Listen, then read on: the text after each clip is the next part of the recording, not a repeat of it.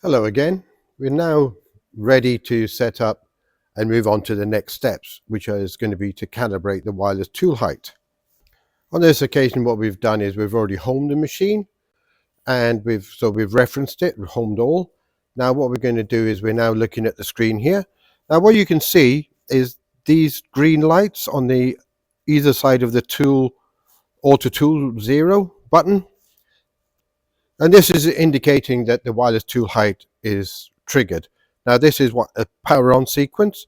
So what we're going to do to clear that, we will just press the wireless tool height and those lights go off. That's just basically now we know that the battery and communication is all working.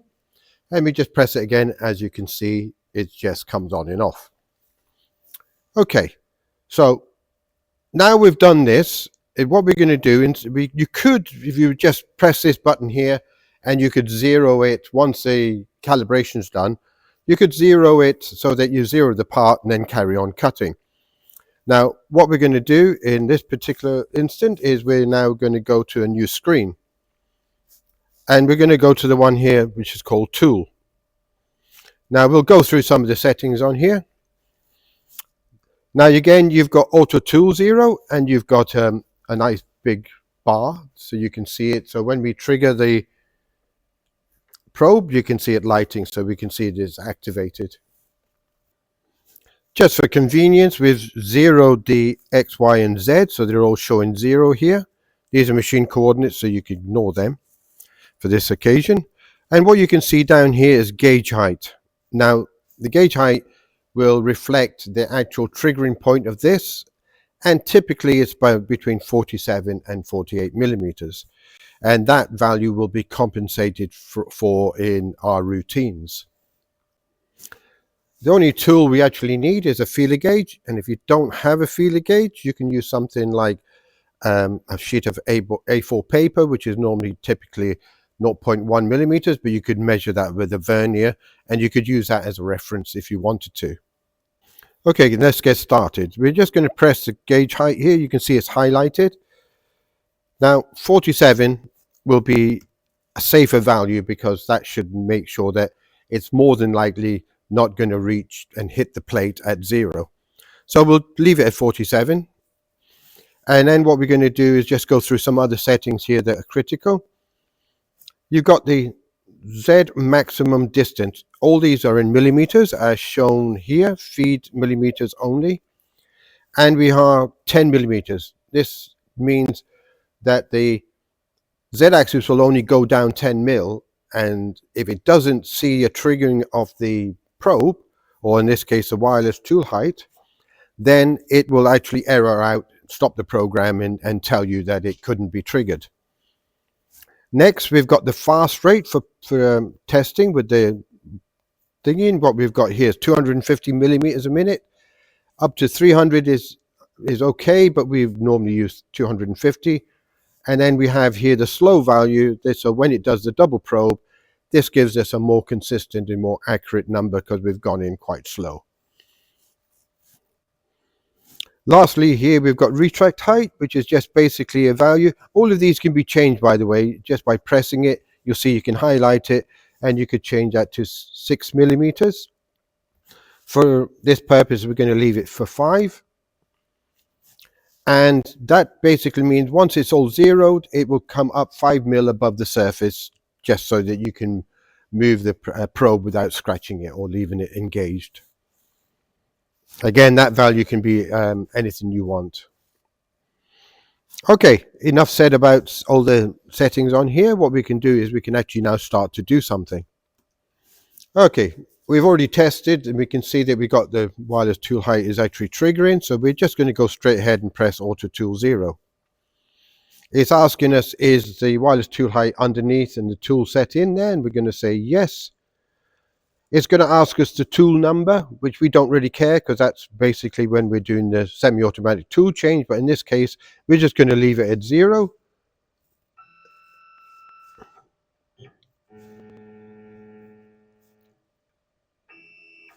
Okay. Sorry about that. It triggered that part there, which I didn't need to do.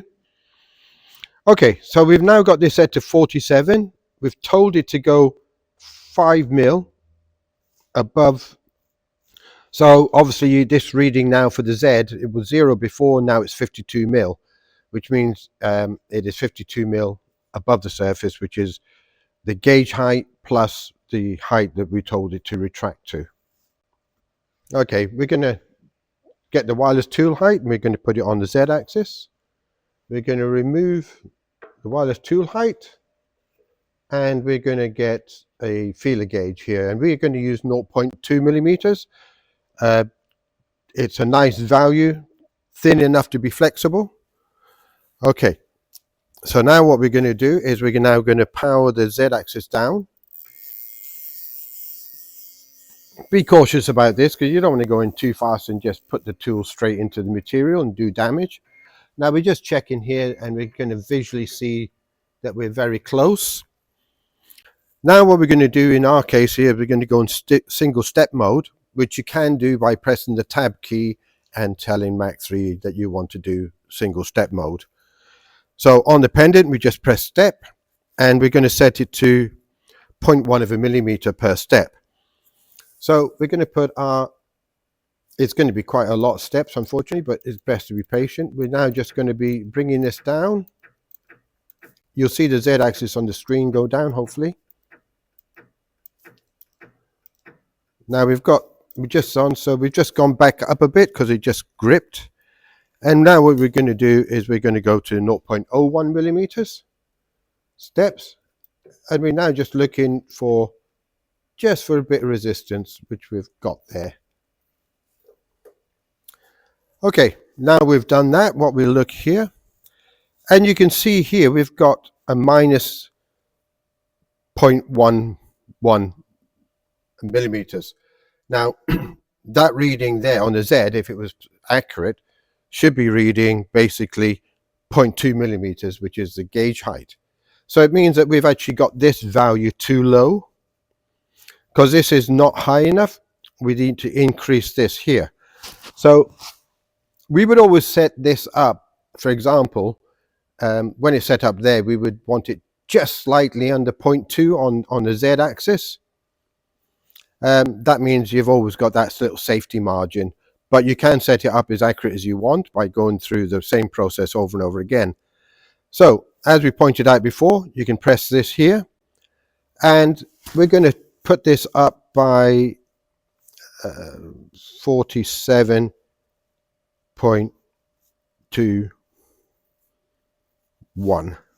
It doesn't really matter. We can calibrate this on multiple times if we wanted to get accuracy. Press enter. Now you can see that we've told that the height is higher. So what we're going to do now is we're going to go into continuous mode. And we're going to now move the Z axis up. Now, as I said, you can do this on as many times as you want. It's depending on how accurate you really want this. For the reference here, we're just going to do it twice just to show that we're now just above it there. So what we're going to do, again, same procedure. We're going to press the Auto Tool 0. You'll ask the question, is everything ready to go? And we're going to say yes by pressing enter. Tool 0. And we're now going to let it do its probe. Okay, so now we've got 47.21 here, and you can see now it's set that to there with 5 mil on it, so it's 52.21, which remember now, before it was actually set because it was 47 at 52 millimeters, so it's now higher. So what we're going to do is we're going to remove the wireless tool height. We're now going to come down.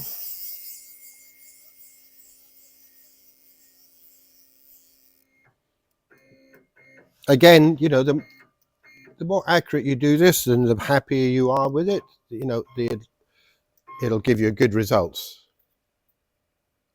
So now what we're going to do, we're very close there, so what we're going to do is go into step mode and we're going to do 0.01 millimeters. And we're going to keep coming down. Hopefully you can see the Z axis moving on the screen.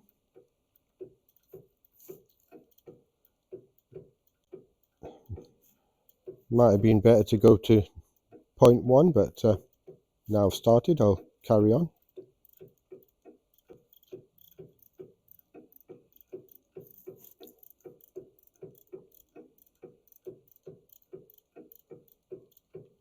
Sorry about this, I thought it was closer than it was.